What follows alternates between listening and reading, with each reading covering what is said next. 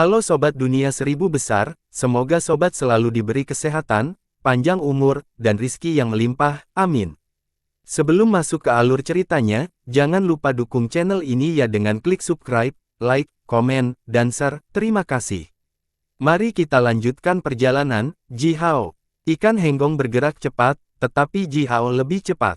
Membuat langkah biuk, Ji Hao bergerak secepat embusan angin. Saat beberapa potongan bayangan melintas di udara, Ji Hao sudah masuk ke aula.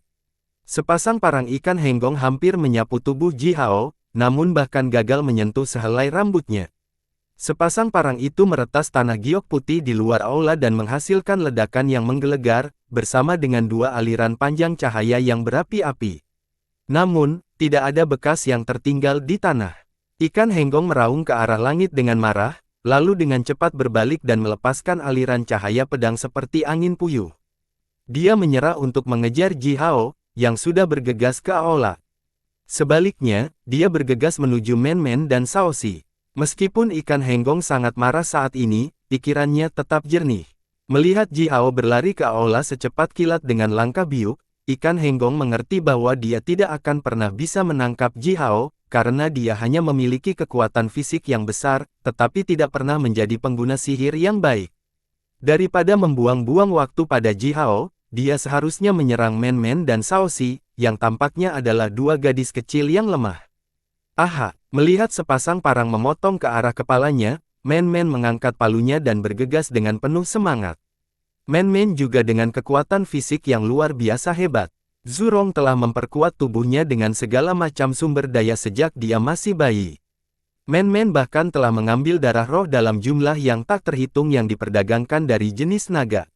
Oleh karena itu, dalam hal kekuatan fisik, Men Men benar-benar dinosaurus berbentuk manusia. Memegang palu berbentuk kuncup teratai yang berat gunung, ribuan bayangan ditinggalkan di udara oleh Men Men. Setelah serangkaian dentuman yang tak ada habisnya, palu Men Men dengan keras berbenturan dengan parang ikan henggong, mengirimkan kepulan kilauan api, bersama dengan aliran asap. Tiba-tiba, beberapa simbol mantra pada palu Men Men, yang diukir oleh Yu Yu sendiri, melintas dengan cahaya yang menyilaukan, dan bola api guntur meledak. Seiring dengan ledakan yang mengguncang bumi, sepasang parang yang dipegang di tangan ikan henggong diledakkan berkeping-keping. Potongan-potongan itu meluncur ke seluruh langit, menyapu tubuh ikan henggong dan menimbulkan aliran cahaya yang tak terhitung jumlahnya. Men Men mengayunkan palu ke samping, menghantam kepala ikan henggong dari kedua sisi. Dong, dong, bunyi dentuman keras terdengar seperti dering lonceng perunggu, namun penampilan ikan henggong tetap tidak berubah dengan sempurna. Sementara itu, tinjunya seukuran tangki airnya dengan keras meninju dada Men Men, meninggalkan jejak busur di langit. Ah! Ditinju oleh ikan henggong, Men Men gagal berdiri dengan mantap dan dikirim kembali terbang. Dari baju besi merah yang dikenakan olehnya, siluet beberapa naga api meraung ke udara dan mengembun menjadi perisai api, menetralkan sebagian besar kekuatan pukulan ini. Pukulan ini tidak berhasil melukai Men Men, tetapi itu membuatnya takut dan membuat wajah merah mudanya menjadi pucat. Shaoxi berteriak dalam-dalam. Melihat Men Men dikirim pergi terbang, dia menerjang tombak panjangnya bersama dengan serangkaian bintik-bintik cahaya, menembus tubuh ikan henggong 3000 kali berturut-turut dalam sekejap mata. Gerakannya alami dan semulus angin sepoi-sepoi. Tombak panjang menusuk tubuh ikan henggong dan menyebabkan serangkaian dentang yang cepat dan keras serta kepulan kilau api yang menyilaukan. Pergelangan tangan Shaoxi bergetar oleh kekuatan balik yang kuat, sehingga dia bahkan tidak bisa memegang tombak dengan erat. Namun, bahkan tidak ada goresan yang tertinggal di kulit ikan henggong. Gadis kecil, kesal. Ikan henggong meraung dan membuka mulutnya lebar-lebar. Angin kencang bertiup keluar dari mulutnya, bersamaan dengan itu, ribuan bilah berbentuk sisik ikan berdesir keluar, terbang ke arah Shaoxi dengan cara yang merusak. Shaoxi tidak punya pilihan selain memindahkan dirinya hampir 100 meter jauhnya. Seberkas cahaya pedang yang tak terhitung jumlahnya menyilaukan, hampir menyentuh tubuhnya, terbang menuju Yumu yang berdiri di belakang Shaoxi. Sinar cahaya bila itu menusuk mata, dan kekuatan dingin yang kuat menyebar dari mereka. Yumu berteriak sambil mengangkat panci besi besar yang dibawa di punggungnya, melindungi dirinya seperti cangkang kura-kura. Gelombang cahaya bila mendarat di panci besi, membuatnya bersinar. Cahaya bila memotong dengan keras, menyebabkan serangkaian bunyi gedebuk yang panjang, namun panci besi tidak menunjukkan tanda-tanda pecah. Jinling dan Wu Dang memunculkan mata mereka, melihat simbol mantra di pot, yang telah melepaskan aliran cahaya yang mengalir. Mereka berdua tertawa terbahak-bahak dan berkata, "Sifu kami memang dalam suasana hati yang baik, dia bahkan membuat panci sebesar itu. Lihat bahwa panci bersinar mengkilap itu, gemuk kecil itu pasti telah memasak cukup banyak makanan lezat dengannya." Po dan Guiling hanya tersenyum, tidak ingin melanjutkan topik ini.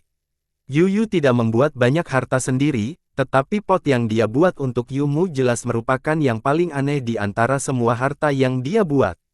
Sebagai murid Yu, Po dan Guiling tidak ingin memberikan komentar apapun tentang panci itu, karena itu mungkin secara tidak sengaja menyinggung Yu. Dan murid-murid seharusnya tidak pernah menyinggung sifu mereka. Yumu meringkuk di belakang panci, tidak berani mengangkat kepalanya. Kabut berwarna cerah mengembang keluar dari tubuhnya, melayang ke ikan henggong seperti ular yang gesit menggeliat. Asap ini dibuat dengan hati-hati sebagai racun ajaib. Dengan kekuatan Yumu saat ini, bahkan penyihir ilahi bisa dibunuh oleh racun sihirnya. Namun demikian, ikan henggong membuka rahangnya dan menelan semuanya. Selanjutnya, ikan henggong mengayunkan tangannya ke belakang dan mengeluarkan sepasang parang lagi. Dia menunjukkan giginya sambil menyeringai dan berkata, beraroma. Bisakah saya memiliki lebih banyak? Fatso kecil, aku, ikan tuanmu, paling menyukai racun alami yang kuat. Sebelum suaranya memudar, Feng Xing berdiri di udara, mengeluarkan raungan bergema dan mengepalkan tinju kanannya di langit. Ribuan anak panah yang ditinggalkan oleh prajurit klan Henggong terbang ke arahnya. Selanjutnya, tali busur-busur ilahinya bergetar, dan panah itu berteriak ke ikan Henggong seolah-olah tangan tak terlihat telah mendorong mereka dengan kuat. Henggong Yu tertawa terbahak-bahak. Dia memegang sepasang parang dan memotong ke arah kepala Feng Xing, bahkan tanpa melirik panah itu, membiarkannya jatuh dengan tidak teratur di tubuhnya. Panah logam murni dengan semua jenis simbol mantra yang kuat itu hancur di kulit ikan henggong satu demi satu. Tidak ada satupun anak panah yang berhasil mematahkan kulitnya. Ikan henggong tidak melemparkan sihir apapun, melindungi dirinya dari panah tajam itu dengan sepenuhnya bergantung pada kulitnya yang kuat. Benda ini, Feng Xing juga tercengang. Di bawah kendali busur ilahinya, masing-masing panah itu sekuat yang dilepaskan dari busur tingkat ilahi magus. Ribuan anak panah dikirim ke ikan henggong, tetapi tidak ada satu pun yang bisa mematahkan kulitnya. Seberapa kuat tepatnya tubuhnya, ikan henggong tidak kuat, dia juga tidak memiliki kemampuan khusus lainnya. Tapi, dia memang memiliki bakat, bahwa dia tahan senjata, kebal terhadap kekuatan tembakan, kekuatan air dan semua racun, serta kekuatan guntur. Dia cukup sulit untuk dihadapi, kata Guiling perlahan. Saat berbicara, Guiling sedikit mengernyit, dan dia terdengar tidak terlalu senang. Saat itu, dia berniat untuk menangkap ikan henggong dan memaksanya untuk menjadi binatang roh penjaga di tempatnya. Namun pada akhirnya, dengan kekuatan pertahanannya yang kuat, ikan henggong melarikan diri dari Guiling. Oleh karena itu, Guiling tidak melupakannya bahkan setelah bertahun-tahun. Guiling sangat kuat, tapi tetap saja, ikan henggong berhasil melarikan diri darinya tanpa terluka. Jelas, kekuatan pertahanan ikan henggong sangat besar. Apakah kamu mengatakan itu? Kita bisa mengupas kulitnya dan membuatnya menjadi baju besi. Bergoyang, Taisi akhirnya mulai berbicara. Dia sepertinya berjalan dalam tidur. Matanya menjadi pucat saat dia dengan dingin melirik ikan henggong. Zip, buku 7 panah kepala paku berubah menjadi bayangan hitam, melintas keluar dan menembus tubuh ikan henggong. Buku 7 panah kepala kuku tidak melukai tubuh ikan henggong. Sebaliknya, itu langsung menyerang beberapa hal lain. Ikan henggong langsung menggigil, lalu meledak dengan teriakan. Setelah itu, aliran besar darah hitam menyembur keluar dari mulutnya. Awan berapi-api naik saat ikan henggong melirik Taisi, lalu melintas di udara dan mencoba berlari. Tidak seperti ini, temanku. Ikan henggong mencoba berlari, dan Men, Shaoxi, Feng Xing dan Yumu tidak berhasil menghentikannya tepat waktu. Namun demikian, Guiling dengan cepat melesat dan muncul di depan wajah ikan henggong. Ruyi hitam yang dipegang di tangan kirinya berubah menjadi awan gelap, menghantam kepala ikan henggong dengan keras. Ledakan yang menggelegar dan kepulan kilau api yang menyilaukan dihasilkan. Serangan kekerasan Guiling tidak membahayakan ikan Hengong, namun kekuatan benturan yang kuat membuatnya tidak bisa menstabilkan tubuhnya. Itu membuatnya jatuh dari awan yang berapi-api itu, lalu mengambil puluhan langkah berat mundur berturut-turut. Mata Guiling bersinar dengan cahaya dingin saat dia terkekeh dan berkata, "Temanku, apa yang terjadi saat itu, kita bisa menyelesaikannya hari ini." Ikan Henggong mengangkat kepalanya. Seiring dengan serangkaian suara berderit, sisik merah bersinar tumbuh dari kulitnya sementara kepalanya berubah menjadi kepala ikan yang mengerikan. Segera, ikan Henggong berubah menjadi ikan merah raksasa, berdiri di tanah seperti manusia. Dengan matanya yang berkilau cerah, ikan itu menatap Guiling cukup lama, lalu tiba-tiba meledak dengan teriakan marah, Kamu wanita jahat. Saat itu, kamu memaksaku untuk menjaga tempatmu dan menjadi tungganganmu. Tapi aku, ikan tuanmu, telah bebas dan bahagia sepanjang hidupku." Guiling mendengus dingin, lalu memotongnya dan berkata, "Bukankah kamu melayani Gong-Gong sekarang? Jika aku membiarkanmu melarikan diri lagi hari ini, aku akan terlalu malu untuk melihat siapapun di dunia. Kakak, tolong bantu." Po, Jinling, dan Wu Dang melintas dengan penuh minat. Mereka berempat berdiri di utara, selatan, barat, dan timur, mengelilingi ikan Henggong di tengah. Mata Po bersinar terang saat dia menatap sisik merah ikan Henggong dan tertawa, "Kakak, kamu sepertinya sedang dalam suasana hati yang baik, dan tanganku juga cukup gatal. Hehe, saudara-saudaraku, apakah kamu melihatnya? Sisik ikan Henggong ini memiliki pola alami Dao yang bersembunyi di dalamnya." Guiling, Jinling, dan Wu Dang semuanya bersinar mendengar Po, sambil melihat ikan Henggong dari ujung kepala sampai ujung kaki. Beberapa saat kemudian, Wu Dang bertepuk tangan dan tertawa, "Itu benar. Ikan Henggong ini memang istimewa. Saya tidak tahu dia memiliki begitu banyak pola magis Dao besar di timbangannya. Tidak heran dia tahan senjata, bahwa bahkan senjata ilahi pun tidak bisa membahayakan sehelai rambutnya." Jinling tersenyum tipis dan berkata, "Membuatnya menjadi tunggangan atau binatang roh penjaga, Saudari Guiling, kamu memang telah membuat pilihan yang baik." Pada sisik ikan Henggong, lapisan pola alami Dao besar telah membentuk banyak simbol mantra alami berbentuk perisai, tampaknya sangat kuat dan kokoh, bahkan tidak bisa dihancurkan. Dengan kekuatan simbol mantra alami Dao besar ini, ikan Henggong dikaruniai kekuatan pertahanan yang luar biasa. Guiling tertawa sambil sedikit melambaikan rui hitam yang dipegang di tangan kirinya. Aliran air yang lebat gunung melonjak dan berubah menjadi teratai hitam, turun ke arah ikan Henggong. Ikan Henggong membeku, tidak berani bergerak apapun. Po, Guiling, Jinling dan Wu Dang adalah 4 murid Yu yang terkenal. Saat itu, Guiling sendirian, tapi tetap saja, dia hampir mengejar ikan Henggong ke setiap sudut dunia. Sekarang, rasa kekuatan yang dilepaskan dari Guiling ratusan kali lebih kuat dari sebelumnya, tetapi ikan Henggong jelas tahu bahwa dia tidak meningkat banyak. Dia tidak bisa menyaingi Guiling, tetapi jika dia mencoba segalanya untuk melarikan diri, dia mungkin masih memiliki kesempatan. Namun demikian, saat ini, selain Guiling, dia juga menghadapi Po, Jinling dan Wu Dang, yang tampaknya bahkan lebih menakutkan darinya. Ikan Henggong memeras otaknya dan merenung sejenak, tanpa daya menyadari bahwa dia bahkan tidak memiliki kesempatan untuk berlari dalam keadaan saat ini. Melihat Guiling meluncurkan gerakannya, Po berkata dengan hambar, "Kakak, izinkan aku mencoba dulu." Saat berbicara, Po melambaikan tangannya. Sepasang pedang bergaya kuno muncul, dicengkeram oleh Po. Pedang-pedang itu ditutupi dengan pola kulit kura-kura. Dua aliran cahaya pedang melintas di udara. Tidak ada seorang pun di tempat kejadian yang berhasil melihat gerakan Po dengan jelas, tetapi kilauan api sudah dikirim ke tubuh ikan Henggong. Saat serangkaian dentuman panjang dimulai, Po telah meretas tubuh ikan Henggong 36.000 kali, dalam sekejap mata. Tetapi bahkan dengan kekuatan Po, dan sepasang pedang kuno tingkat tertinggi, Po gagal mematahkan sisik ikan Henggong. Po mengembalikan sepasang pedang itu dengan heran, menjulurkan matanya dan menatap ikan Henggong. Beberapa saat kemudian, dia memuji, "Sesungguhnya, sisik yang kuat. Untuk makhluk ajaib seperti itu, akan sangat disayangkan jika kita membunuhnya." Ikan Henggong menatap Po dengan tatapan ekstra menyedihkan.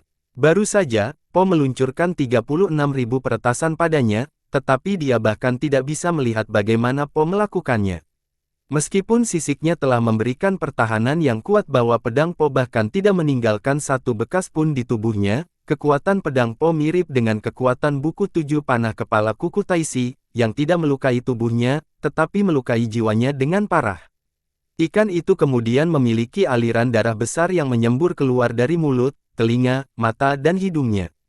Dengan malu dan pahit, dia tertawa dan berkata, "Ikan tuanmu, tidak, saya, tidak, ikan kecil yang malang." Saat itu, saya terjebak di laut utara sebagai ikan kecil yang malang. Gonggong menyelamatkan saya. Oleh karena itu, saya bersumpah untuk melayani keluarga Gonggong. Rakyat, orang-orang. Ikan Henggong dengan menyedihkan memandang Po dan yang lainnya dan berkata, "Selain itu, kamu membunuh Snake Siu. Dia adalah sahabat saya. Sekarang, kamu ingin aku melayanmu lebih besar dari apakah menurutmu itu agak tidak masuk akal?" Feng Xing berjongkok di atap aula besar di kejauhan, terkekeh dan berkata, "Kamu tidak bisa mengatakan ini. Gonggong mengkhianati umat manusia. Dia menyakiti semua makhluk hidup di dunia. Kami menaati hati dan kehendak alam dan semua makhluk hidup, dan datang ke surga untuk menghentikan Anda menyebabkan bencana yang lebih besar. Ular Siu membantu Gonggong En melakukan hal-hal jahat ini. Kami membunuhnya karena dia pantas mati. Ikan Henggong, ular Siu telah membuat terlalu banyak kesalahan. Kematian melayani dia dengan benar," lanjut Feng Xing, "kamu juga anjing Gonggong, dan akan sangat masuk akal jika kami membunuhmu juga.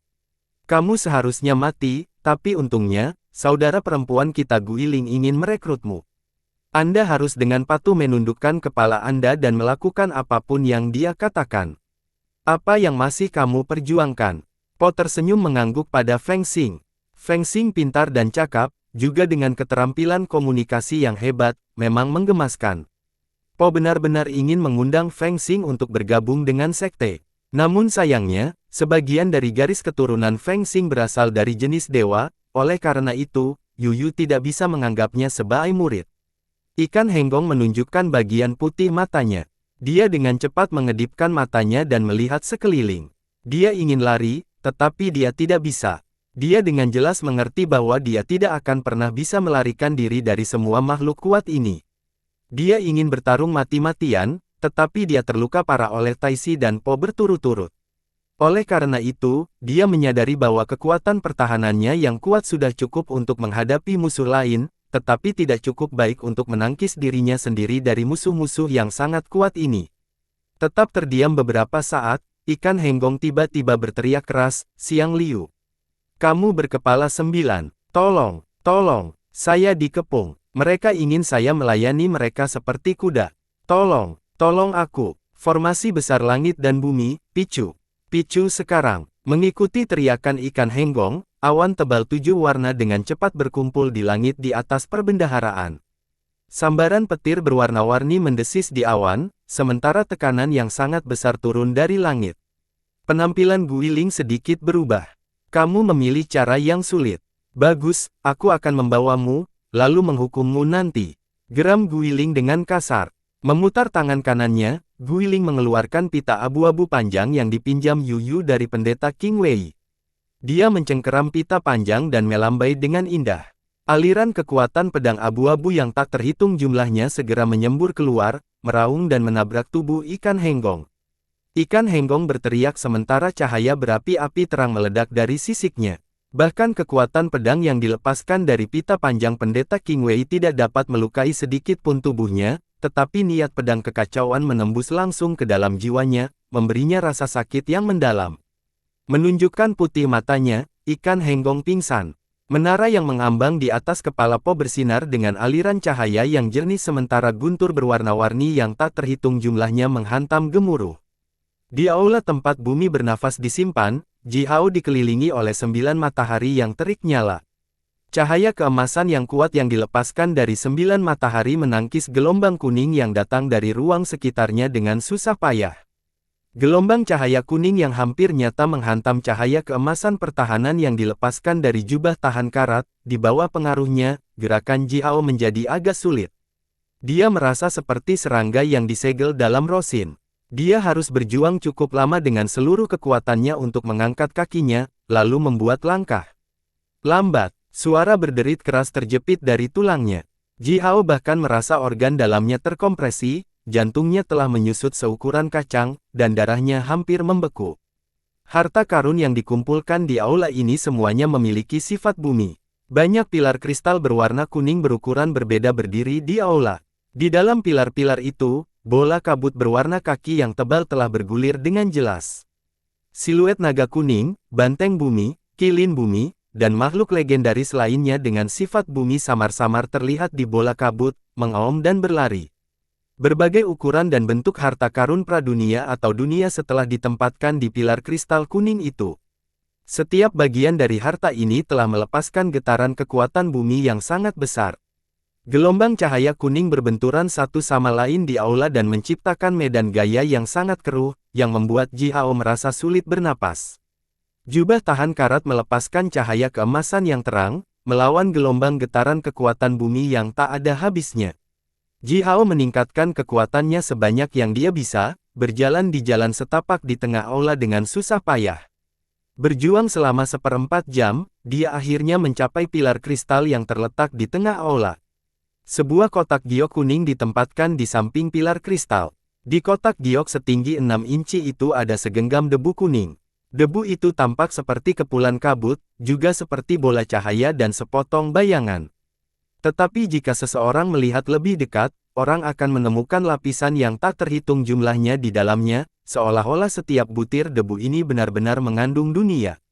Layar ajaib berbentuk bulat beradius 3 kaki menutupi kotak giok.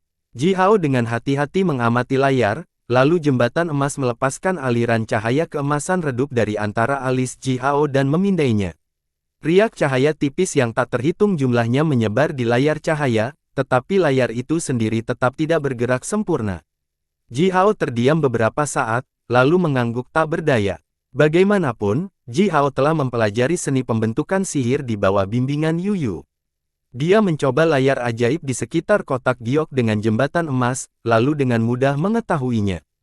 Jembatan emas langit dan bumi bisa bergerak melintasi ruang angkasa dan memecahkan semua segel. Jembatan emas dapat dengan mudah menembus formasi sihir penyegelan apapun dengan kelemahan. Jembatan emas itu seperti kunci utama, sementara semua jenis formasi sihir penyegelan seperti kunci pintu dengan struktur dan ukuran yang berbeda, dan jembatan emas dapat membuka kunci semua kunci. Namun, layar ajaib berbentuk bulat di depan mata Ji Hao ini bahkan tidak berasal dari sihir penyegelan. Layar ajaib ini dipadatkan dari kekuatan bumi yang dilepaskan dari semua harta karun yang disimpan di aula.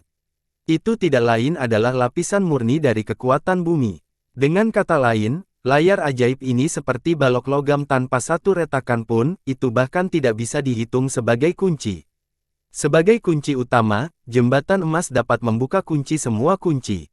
Tapi, orang tidak bisa merobek balok logam dengannya.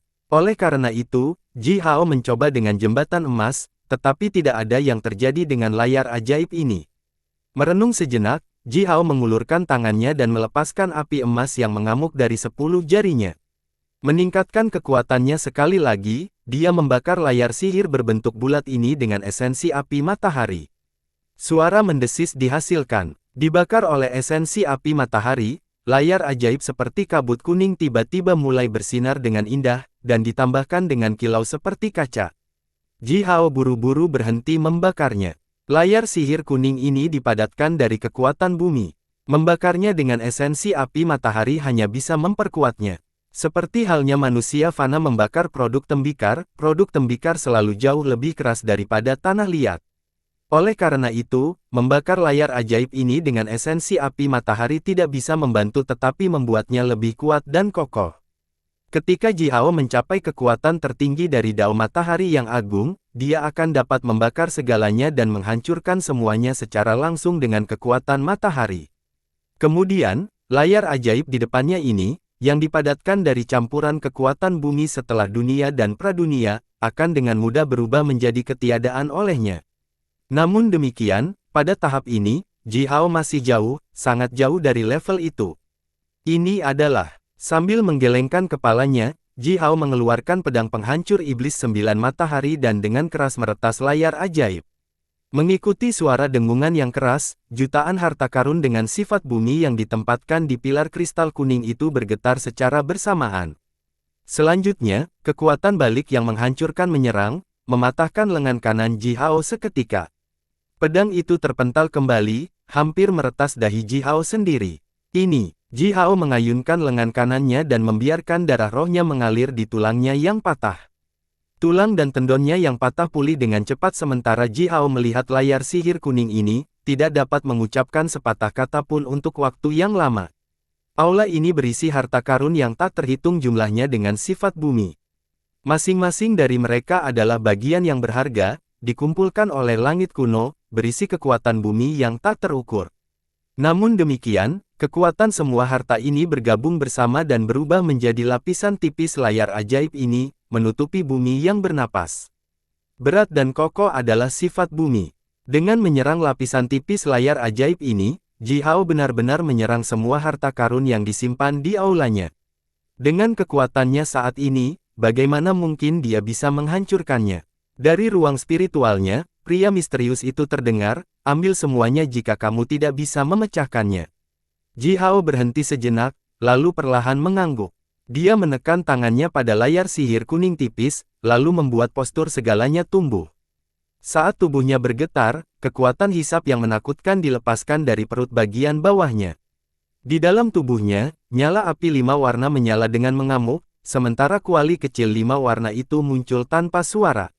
Suara hembusan kemudian bisa terdengar tanpa akhir, bersamaan dengan itu, semua kekuatan bumi di aula mulai melonjak ke tubuh Ji Hao seperti burung yang terbang ke hutan. Ji Hao tiba-tiba memiliki perasaan aneh, dia merasa seperti dia adalah orang yang bisa makan semangkuk nasi, tetapi di saat terakhir, seseorang telah memasukkan semua nasi di seluruh lumbung ke dalam perutnya. Terlalu banyak, benar-benar terlalu banyak. Retakan yang tak terhitung jumlahnya muncul di kulit Ji Hao, dengan darah melonjak keluar. Swoosh! Aula itu segera dipenuhi oleh kabut merah darah. Seorang penyihir ilahi bisa tumbuh kembali bahkan dari setetes air. Darah Ji Hao menyembur keluar, tetapi kemudian terbang kembali dan meremas kembali ke tubuhnya. Saat aliran darah yang tak terhitung jumlahnya terus menyembur keluar dan mengalir kembali ke tubuhnya, Ji Hao merasa bahwa setiap sel tubuhnya akan meledak. Rasa sakit yang menusuk menyerang jiwanya sementara kekuatan bumi yang murni dan kuat melonjak tanpa henti ke dalam tubuhnya. Tubuhnya tidak tahan dengan tekanan besar ini, dan dihancurkan menjadi potongan-potongan terkecil, sedikit demi sedikit. Bahkan sel-sel tubuh Ji Hao hancur dan meledak. Namun, di bawah pengaruh gerakan segalanya tumbuh, sel-sel Ji Hao yang hancur juga telah tumbuh kembali. Sel-sel baru memiliki cahaya kuning samar, mereka lebih kuat dan lebih kokoh daripada sel-sel lama. Cahaya berwarna kuning membungkus tubuh Ji Hao seperti kepompong sementara kabut kuning mengebor tubuhnya dalam sungai. Dia menggigil hebat, dan samar-samar, suara senandung yang aneh dan tak terlukiskan terdengar dari dalam tubuhnya. Kuali kecil 5 warna menelan kekuatan bumi di aula, mengubahnya menjadi esensi api matahari dan mengirimkannya ke tubuh Ji Hao. Secara bertahap, seluruh tubuh Ji Hao berubah menjadi emas, seperti bola api emas, dan tidak terlihat seperti tubuh manusia lagi. Pada saat yang sama, di area terdalam dari kolam asal ilahi, bola darah roh kekacauan diam-diam berdetak, tetapi Gonggong tidak menyadarinya. Apakah hati Pan Gu menjadi kolam asal ilahi? Ini sedikit, tidak terduga, bukan? Kata pria misterius itu dengan gemuruh di ruang spiritual Ji Hao. Tapi Ji Hao sudah pingsan, jadi tidak bisa mendengarnya. Kembali ke kolam asal ilahi, bola darah roh kekacauan itu, yang tampaknya tidak berwarna namun juga tampaknya mengandung semua warna di dunia, seberat gunung namun seringan kabut, dan telah melepaskan kekuatan prasejarah seperti fosil namun juga menyebarkan rasa kekuatan hidup yang berkembang. Itu seperti kecambah lembut baru yang berdetak sedikit dan diam-diam. Pada saat berikutnya, secara ajaib dan diam-diam, bola darah roh kekacauan ini langsung mencapai aula perbendaharaan tempat Ji Hao hadir. Di dalam tubuh Ji Hao, jejak garis keturunan Pan Gu yang sangat tipis berdetak dengan kuat dan cepat. Di bawah tekanan besar yang diberikan oleh getaran kekuatan bumi yang kuat, sedikit jejak garis keturunan Pan Gu ini telah membuat Ji Hao tetap hidup dengan susah payah, mencegahnya dihancurkan oleh tekanan yang sangat besar. Merasakan getaran kekuatan darah spirit dari tubuh Ji Hao, bola darah roh Chaos yang sangat besar turun dengan lapang seperti bulu. Seiring dengan kekuatan yang menghancurkan langit, getaran kekuatan Chaos diam-diam bergabung dengan tubuh Ji Hao, seperti serpihan salju pertama di musim dingin yang meluncur ke danau. Dong! Jantung Ji Hao berdetak kencang, lalu berubah menjadi bola kabut merah darah. Darah roh kekacauan dengan cepat bergerak menuju jantungnya setelah bergabung dengan tubuhnya. Kemanapun ia bergerak, tubuh Ji Hao akan berubah menjadi kabut merah darah tebal, dan setelah menjauh, kabut merah darah akan berubah kembali ke tubuhnya. Dada Ji Hao kosong, tanpa apa-apa selain bola kabut merah darah yang berubah dari hatinya, berputar dengan cepat. Semua aliran darah tubuh Ji Hao telah berhenti. Tanpa jantung sebagai inti, darahnya telah kehilangan motivasinya, tetapi masih mengandung kekuatan hidup yang kuat. Di bawah pengaruh esensi api matahari yang dilepaskan dari kuali kecil, jumlah darah Ji Hao dengan cepat berkurang, namun kualitas darahnya meningkat dengan cepat.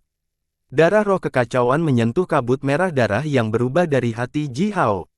Perubahan menyeluruh segera terjadi pada kabut merah darah.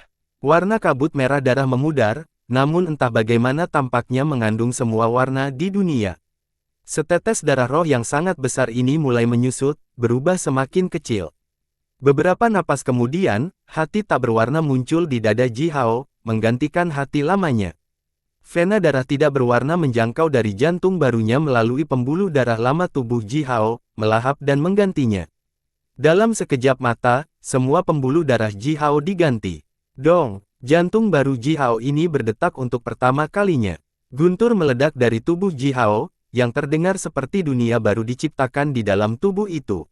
Mendengar detak jantung, Ji Hao merasa seperti Sein Pangu telah meninju tubuhnya dengan tinjunya yang berat. Semua pori-pori Ji Hao terbuka, melepaskan awan besar kabut abu-abu keruh. Pukulan ini seperti pandai besi yang memalu balok besi, dan Ji Hao adalah balok besi mentah itu, penuh dengan kotoran. Berulang kali, balok besi dipalu dengan kekuatan penciptaan, kotoran dihilangkan, dan satu-satunya esensi paling murni tersisa. Darah tak berwarna melonjak keluar dari hati baru Ji Hao, melepaskan getaran kekuatan yang kuat. Itu mencapai setiap sudut tubuh Ji Hao melalui pembuluh darah baru itu, yang ribuan kali lebih kuat dari yang lama. Tubuh Ji Hao baru saja diperkuat secara menyeluruh, dan sejumlah besar kekuatan kehidupan dunia setelah kematian yang tidak berguna dipaksa keluar dari tubuhnya. Saat ini, tubuhnya benar-benar kosong. Darah Chaos menyebar ke tubuhnya. Tubuh kosong Ji Hao dengan rakus menyerap kekuatan Chaos yang terkandung dalam darah. Tulang, tendon, otot, bahkan rambut dan kulitnya, semua bagian tubuhnya mulai membaik dan berubah. Gelombang pertama darah Chaos sepenuhnya diserap oleh tubuh Ji Hao, seperti seember air yang dituangkan ke gurun, bahkan tidak ada setetes pun yang tersisa. Detak jantung baru untuk kedua kalinya. Kuali kecil 5 warna mengirimkan esensi api matahari tanpa henti ke jantung baru. Setelah itu, darah kekacauan mengalir keluar dari hati baru tanpa akhir. Itu dikirim ke seluruh tubuh Ji Hao dengan detak jantung kedua. Kemudian ketukan ketiga, lalu ketukan keempat, ketukan kelima. Ji Hao membuka matanya, ketika jantung barunya berdetak kencang untuk 108 kalinya. Di ruang spiritualnya, pria misterius itu diam-diam muncul. Platform bundar, tempat dia duduk dengan kaki bersilang sepanjang waktu, tiba-tiba meledak dengan cahaya yang menyilaukan. Cahaya melintas di seluruh tubuh Ji Hao selama 49 kali seperti aliran air besar. Dimanapun ia menyapu, semuanya dikembalikan ke bentuk semula, seolah-olah tidak ada yang terjadi pada Ji Hao sama sekali setelah dia bergegas ke aula, dan semuanya masih sama. Namun, Ji Hao bisa merasakan bahwa sesuatu yang istimewa telah terjadi pada tubuhnya. Terutama hatinya. Dia mengamati seluruh hatinya dengan kekuatan roh ini dan tidak menemukan perbedaan.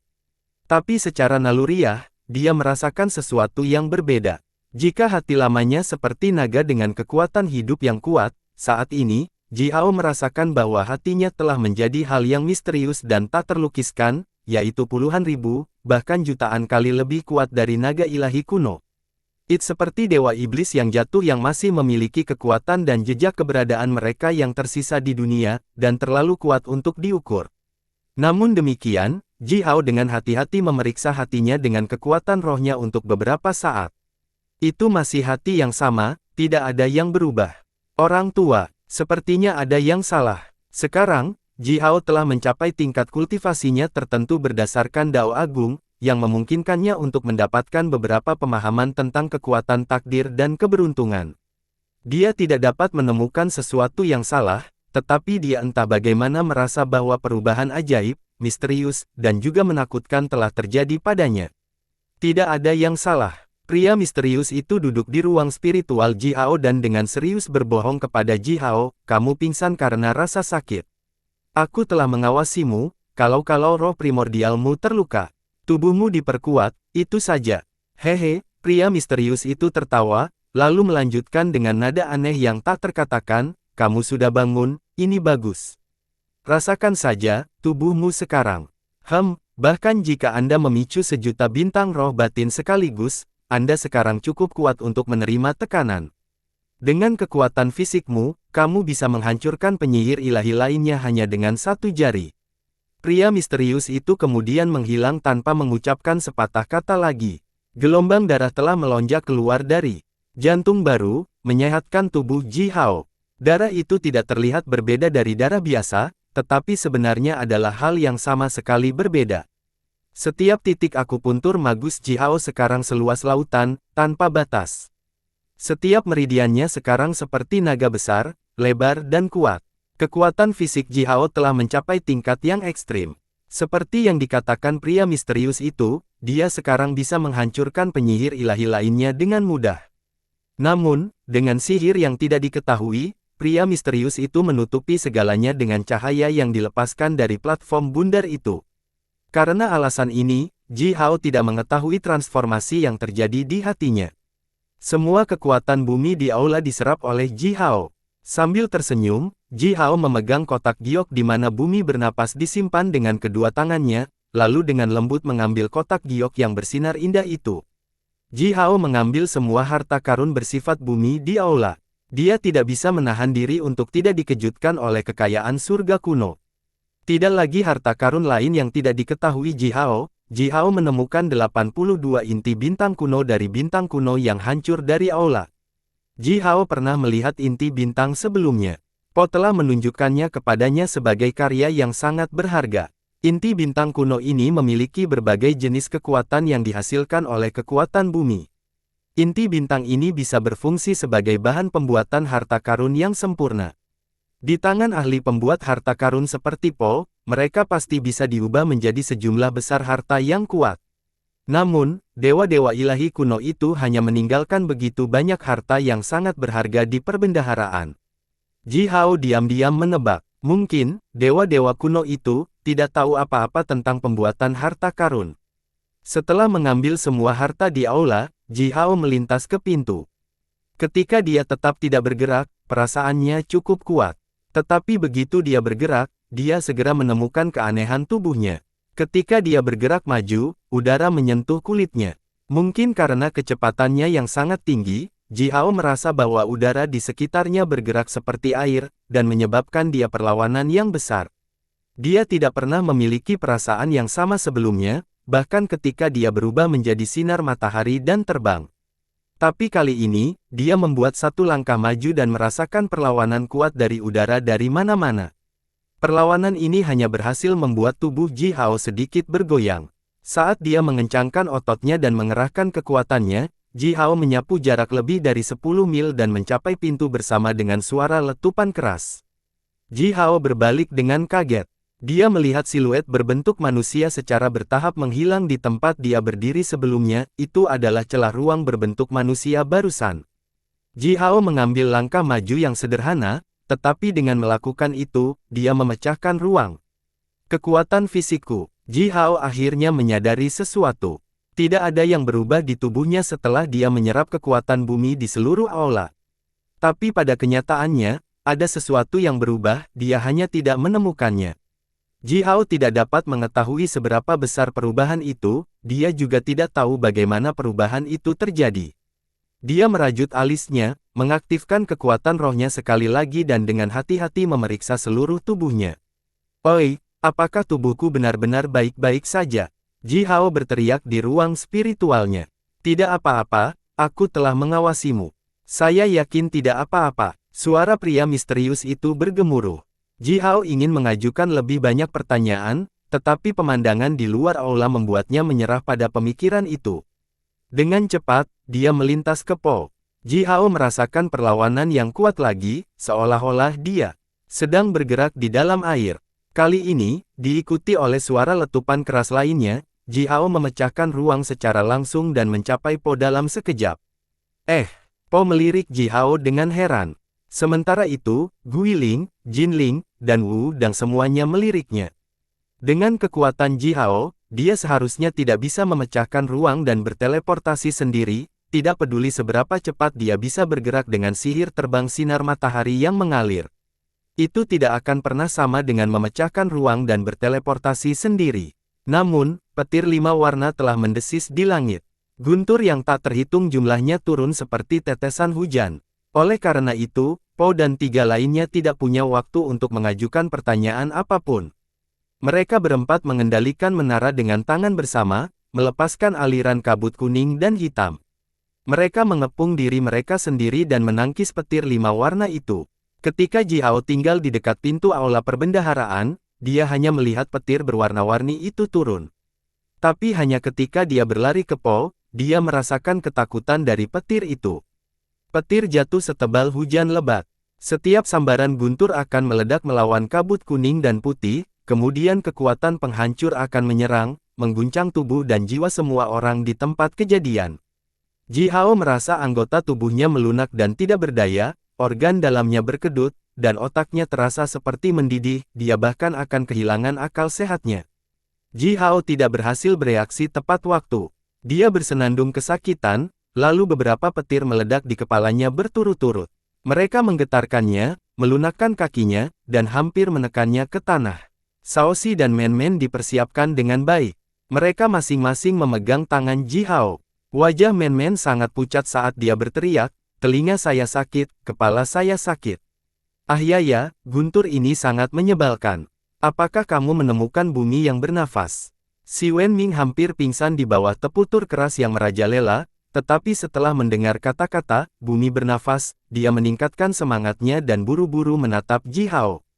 Ji Hao mengangguk, mengeluarkan kotak giok dan memberikan semua bumi bernafas kepada Si Wenming. Si Wenming langsung menghela nafas lega. Dia mengambil alih kotak itu dan dengan hati-hati memasukkannya ke dalam lengan bajunya.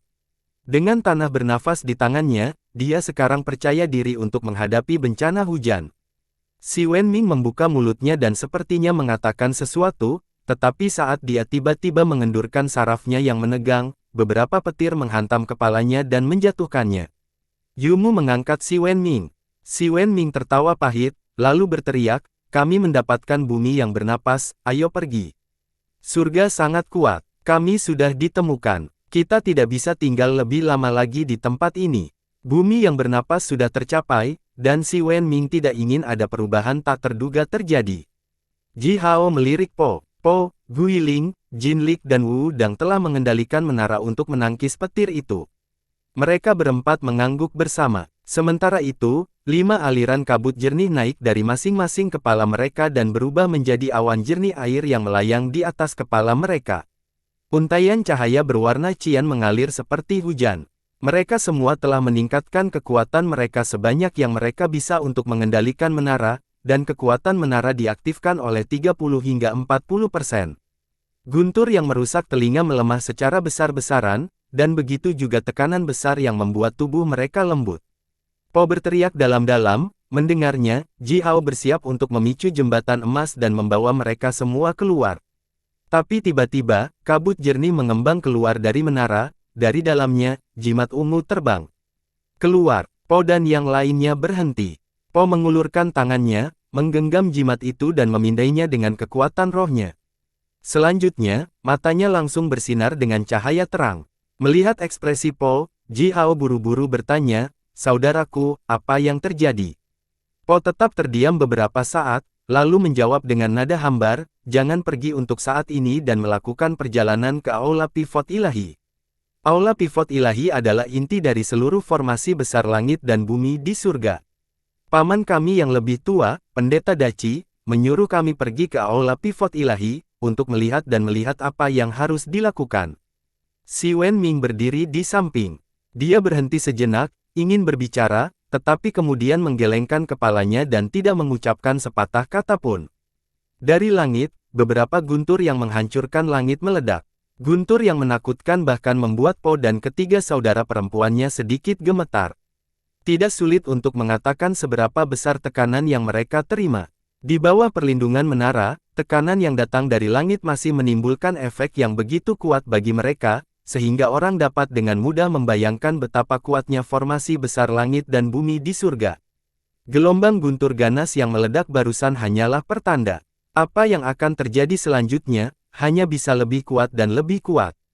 Menuju ke inti formasi besar di bawah tekanan yang begitu besar, Ji Hao hampir menjadi gila. Apa yang dimaksud dengan pendeta Daci? Dan mengapa jimat ungu bersembunyi di menara sebelumnya? Pikiran yang tak terhitung jumlahnya muncul di kepala Ji Hao. Dia menggertakkan giginya, tiba-tiba meledak dengan geraman bergema dan berkata, "Baiklah, apapun itu, mari kita percepat. Kalau begitu, pergi secepat mungkin." Jembatan emas melintas di udara dan mengirimkan aliran cahaya ilahi keemasan yang redup, terbang berkelok-kelok menuju area tengah surga. Bersambung.